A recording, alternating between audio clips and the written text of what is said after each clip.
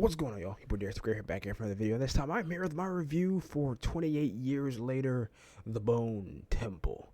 It's the first movie of the year for me, going to see a movie this year in 2026, and it was a damn good one. Okay, this is of course the sequel to 28 Years Later, which itself was a sequel to 28 Days Later, although there was 28 weeks later, but no one really cares or talks about that movie.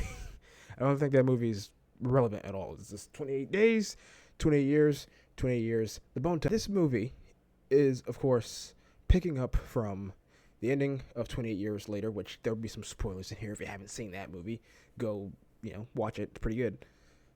Even though I didn't love it, I thought it was all right. But this one, I think, is a vast improvement over the previous film. It was directed by Nia DaCosta, this one. The last one was, I believe, it was Danny Boyle, who directed the 28 Days Later movie, the very first one. But for whatever reason, Nia DaCosta stepped in. And before I even get into anything, I just want to say, Nia DaCosta, I was not familiar with your game. The only movie I've seen from you was The Marvels, which was atrocious. But I'm starting to think maybe there might have been some studio interference going on there. Maybe Marvel didn't let you cook, because you absolutely cooked with this film. This film, of course, follows young Spike. Well, Spike was the protagonist of the previous movie, but he's not really the protagonist of this movie. Like, he's in it. We follow him a lot, but I would say this film is more so about Ray Fiennes' character, Dr. I keep wanting to say freaking Halson. That's the dude from Baldur's Gate. It's the elf, right? Kelson. This is really more so a Dr. Kelson movie, as he tries to understand the infected, as he tries to see, is there still a human being in there? Because this is not like, they're not zombies, all right? The zombies in the 28 franchise, they're not zombies at all, because they're not dead. They're not undead.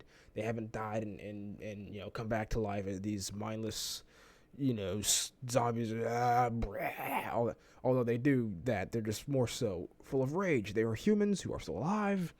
They got the rage virus when they were messing with them damn monkeys in the first movie. And now, anytime you get blood in, like, any orifice, turns you into this giant rage monster. Literally, in some cases, when it comes to the alpha. Kelson, in this movie, is mainly trying to see, is there anything left in there? Is there a way to bring them back? Because they're just humans. They're just infected. Can they be cured? Can we bring them back? And there are some very interesting answers to those questions in this film. While on the other end, you have Spike being stuck with the cult of the Jimmies, the satanic cult led by Jack O'Connell, playing freaking, what's his name, Jimmy Crystal, right? All the crazy little people in this cult wearing these tracksuits with the freaking upside down cross, like, on their forehead, got these blonde wigs. It's all very satanic. Dude is always talking to old Nick, talking to his father, the devil. Talking about, I can hear him now. We're gonna do this for him. And I'm just like, listen, I'm not gonna sit here and lie to you and not say that I was, uncomfortable at points. I'm a Christian. I go to church. I believe in God, which by extension means I also believe that the devil exists as well. So a lot of this shit hit a little too close to home, and I was just like, this is very uncomfortable for me. But I made it through, although there was one scene in particular where it got a bit much, and I was just like, because I remember seeing, I saw a review. It was a review of the film, but like, the dude said that when it got too demonic, he left. And I was just like, really, man? Like, come on now. Like, I can stomach certain levels of things, Constantine. Hell, I've watched the entirety of the Lucifer show.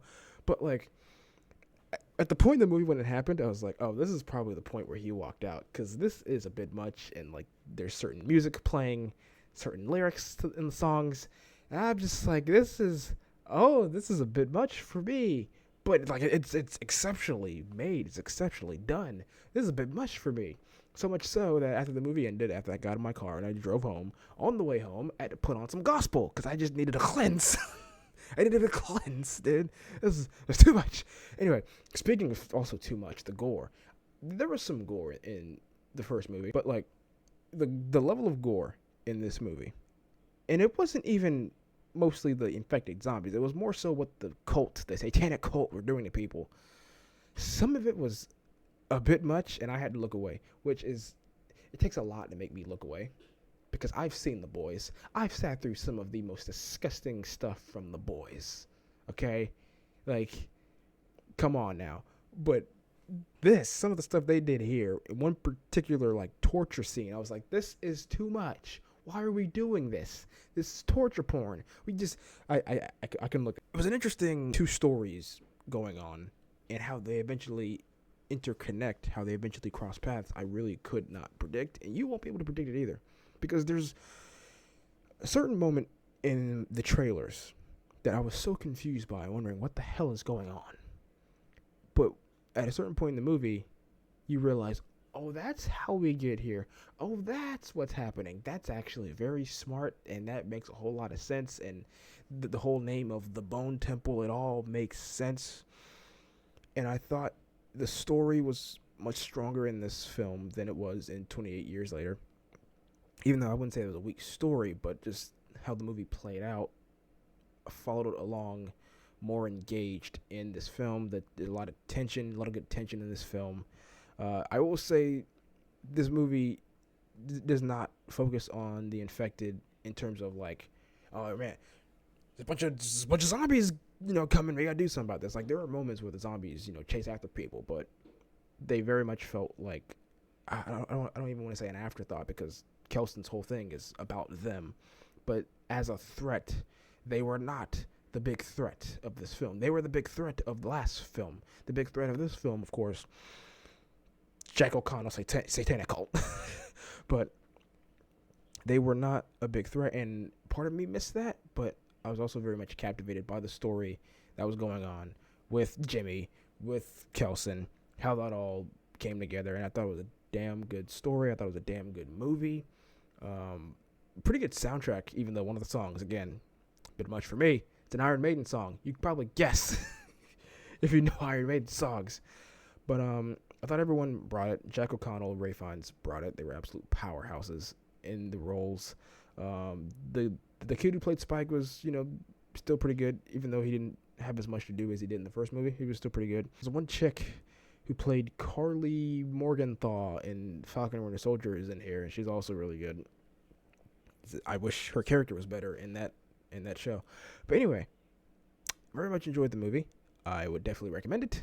If you are of the faith, I would say it's certain people, right? And this is a bit of a tangent, but it's related. Certain people, certain Christians, like, they just can't interact with anything, dealing with anything sort of, devil, demonic, Satan, anything. I can to a certain extent. If you can't, that's fine. I will say, hey, don't watch the movie, because they will push you, even though, like, you know that the true source of, and this might be a bit of a spoiler, but, like, okay, the cult in this film, they believe that the rage virus is a product of the devil, that all the people infected are just the devil's demons, and he's just running amok on the earth, and God is doing nothing about it. That's what they believe. And they believe that they have to kill people and send them to be with him and raise his army and that type of shit. So, like, because of what we know from the first movie, we saw the inception of the virus come from them damn monkeys. We know that's not actually what's going on here. We know that every time you think he's talking to the devil, he's not. He's just crazy, because we saw what happened to him in the first movie, at the beginning intro, when he was a little kid and watching the Teletubbies, and the zombies came. He ran and hid in the church, and his dad, I think, was like a pastor who thought that this was, oh, it's the end of days, the dead will rise, and that type. This kid's messed up. This kid's sick in the head. He's not actually talking to Satan. But even with that, some of it was still just a bit much for me. And it might not be that for you. It might not be. I'm just saying, if that's a concern, it's in there. Do with it what you will. I was able to get through it, because at the end of the day, in storyline of this movie, it's not real. It's not happening. It's not like the movie is preaching, hey, you should, hail this devil guy. That's not what the movie's saying. In fact, the character actually, I can appreciate at a certain point the character kind of has a crisis of confidence or crisis of faith to an extent, and he has to, like, you know, reevaluate some things. But then I'm getting into spoilers. Anyway, grading for this movie, I'd recommend it. I give it an 8 out of 10. It's pretty good. The way it ends, definitely, I think it's already been confirmed that they are making a third movie, but the way it ends, you definitely just like, oh, I need to see this next movie. This is so cool. And I have so many questions, and there's so many characters that I hope come back in this third movie that's already been greenlit. I have no idea what it's going to be called. It's probably going to be called 28 Years Later, something or other. But, yeah, I enjoy this franchise a lot. It's different. You know, I'm a Walking Dead guy. Love me some Walking Dead, but this is very different than The Walking Dead. They've firmly established how different this world, the lore, and all this stuff is. So, I cannot recommend it enough. Again, 8 out of 10. Solid, good time. Kicking 2026 off with a surprisingly good January movie. You know, January, typically they say they throw all the bad movies in January, but this was not a bad movie whatsoever, all right, man? So, yeah, those are my thoughts. That's my review of 28 Years Later, The Bone Temple. What are your thoughts if you've seen it in the comments below? Drop your review, your grading, what you think of the first movie. Which one so far is your favorite? Let me know all that stuff in the comments down below, man. Hit the subscribe button, hit the notification bell so you don't miss out on any new upload or when I go live. And make sure, of course, to leave a like on the video. That helps out a bunch. And I will see you guys in the next video. Peace.